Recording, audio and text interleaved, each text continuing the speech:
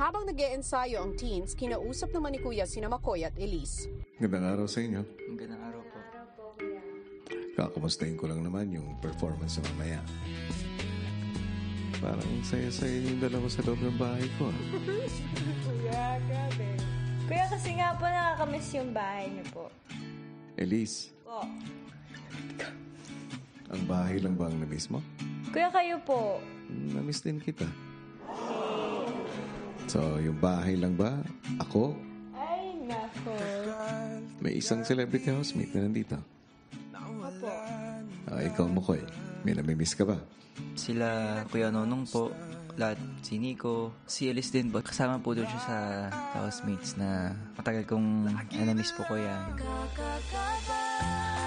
Iba kasi yung dito sa bahay. Mamaya isipin mo. Tama naman po, kuya. Aba, wala ko iniisip. Grabe ka, doon ka nga. Joke lang. Pwede na ba tayong bumalik sa performance? Opo, kuya. Ano bang naisip na ninyo?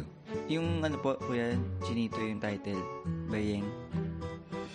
Matapos kausapin si Kuya, nag-ensayo na sina McCoy at Elise para sa kanilang performance, pero lingid sa kaalaman ng lahat, isa pang nagbabalik bahay na housemate ang sinalubong ni Kuya sa confession room. Right. Welcome back sa aking bahay, JK. Yes, thank you po kuya, thank you po. So, ano po kuya, babalik na po ako sa loob? JK, kaya kita pinatawag dito dahil mayroon akong ipapagawa sa'yo. Oo. Ang isa kong housemate ay may ginawang kanta. Gusto ko ay tulungan mo siya. Sige po kuya, may bit-bit po akong gitara. Para mas mapaganda ang kanta. At dapat ay hindi niya po muna malaman na ikaw ang tumutugtog. Kaya sa puntong ito, JK, hindi ka na muna maaari magsalita.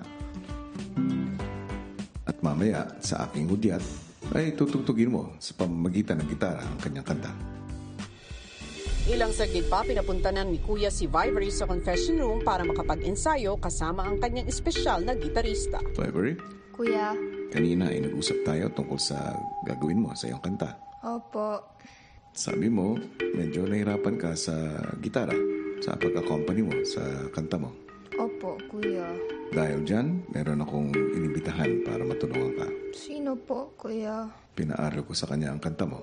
Talaga po, kuya. Ngayon ay madidinig mo ang pagtugtog ng gitara. Gusto ko sabayan mo siya.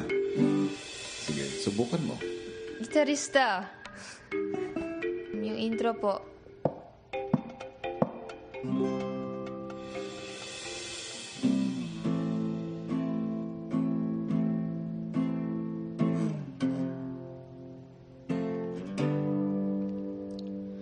Huling hakbang na lang, isang ngiti na sana, ngunit bakit tila nag-alinlangan pa? Habang nag-e-ensayo ang teens, kinausap naman ni Kuya sina McCoy at Elise. Magandang araw sa inyo. Magandang araw po. Kakumustahin ko lang naman yung performance sa mamaya. Parang saya-saya yung dalawa sa loob ng bahay ko. Kuya, grabe. Kuya, kasi nga po nakakamiss yung bahay niyo po. Elise, Po. ang bahay lang ba ang na-miss mo? Kuya, kayo po. Na-miss din kita. So, yung bahay lang ba? Ako? Ay, nako. May isang celebrity housemate na nandito. Opo. Ikaw, McCoy. May namimiss ka ba? Sila Kuya Nonong po, lahat si Nico, si Elise din po. Kasama po doon siya sa housemates na matagal kong na-miss po ko yan. Iba kasi yung dito sa bahay. Mamaya isipin mo. Tama naman po, kuya. Aba,